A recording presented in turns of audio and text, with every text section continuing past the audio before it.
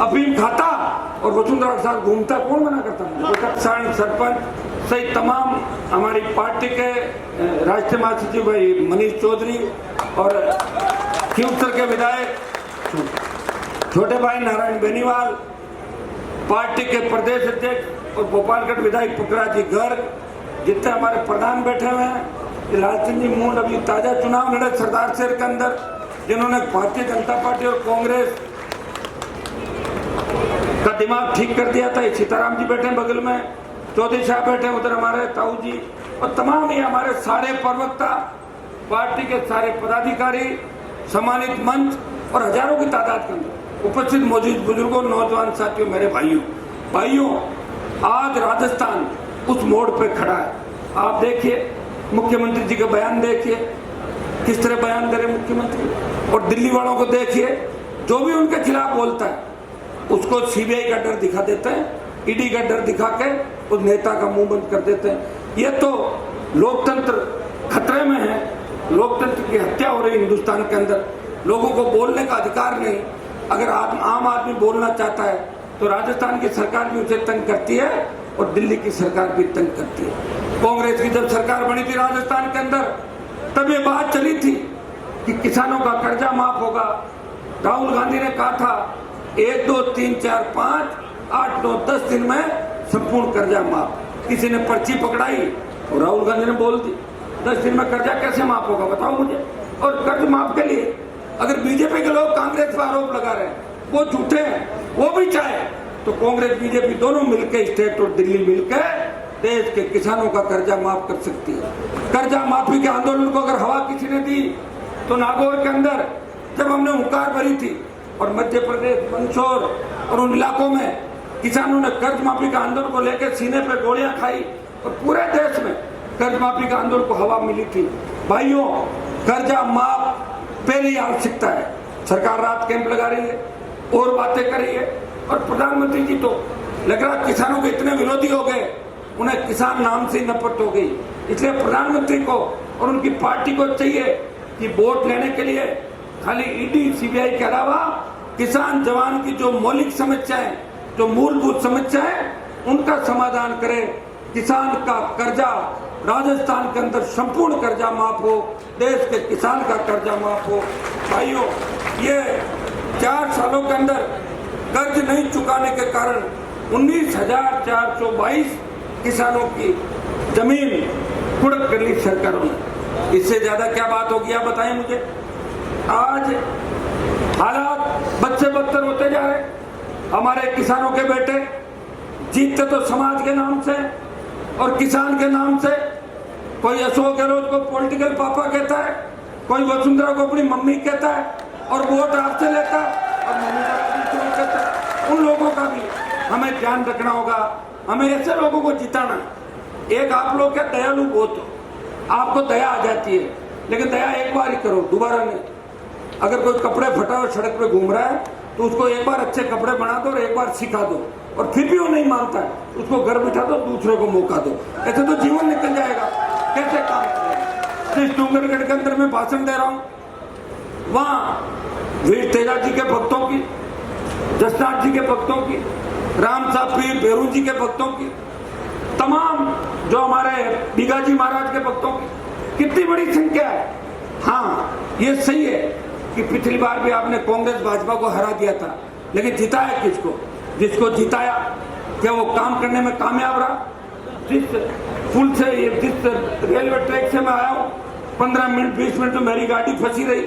अगर कोई एम्बुलेंस आए उसमें गंभीर मरीज हो, मुझे लग रहा है उसे ऊपर ही जाना होगा। इस ट्रैफिक के अंदर वो गुजर नहीं सकता।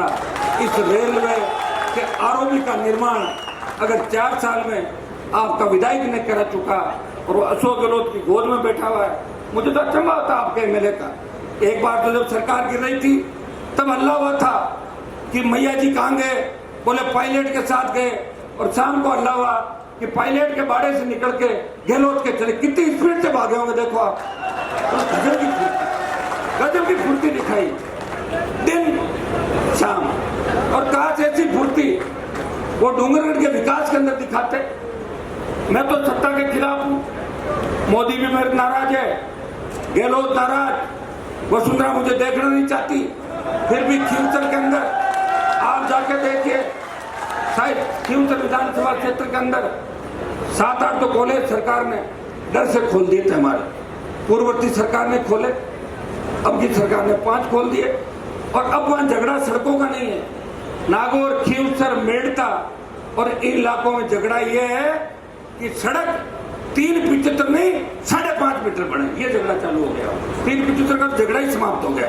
और मुझे लग रहा बीकानेर में तो जहाँ कोलाहित के अंदर 14 को प्रभु जी और रैली कर रहे हैं, वहां तो अभी भी ऐसे गांव होंगे तो सड़क मार्ग से नहीं जुड़े।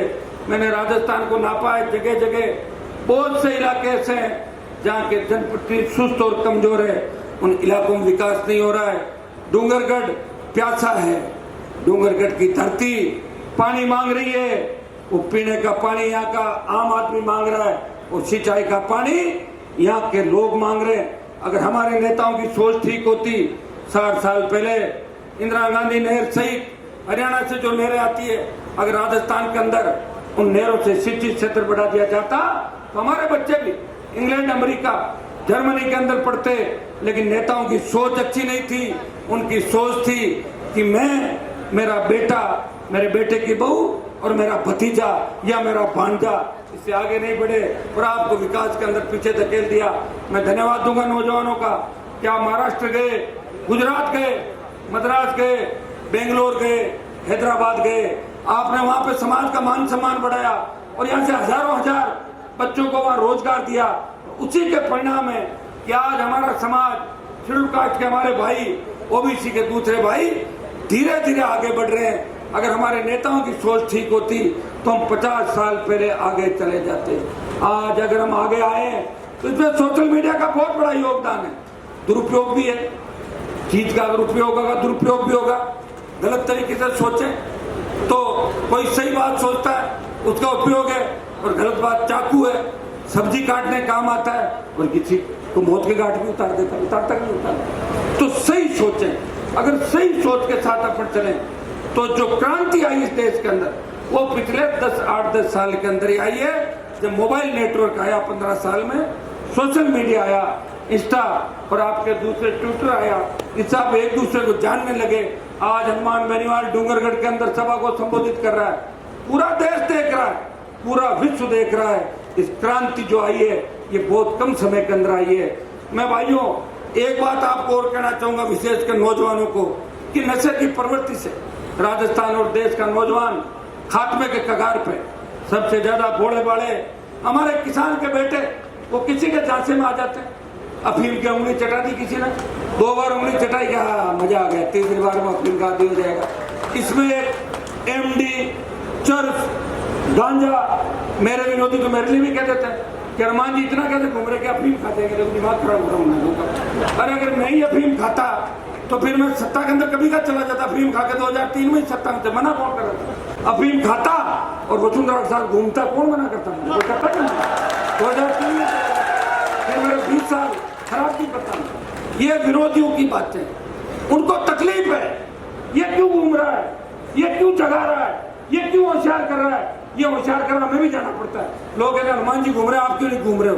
तो बड़े बड़े वोट नहीं देंगे, जो जा रहे हैं आपके बीच जाके इस तरह की बातें करेंगे। आप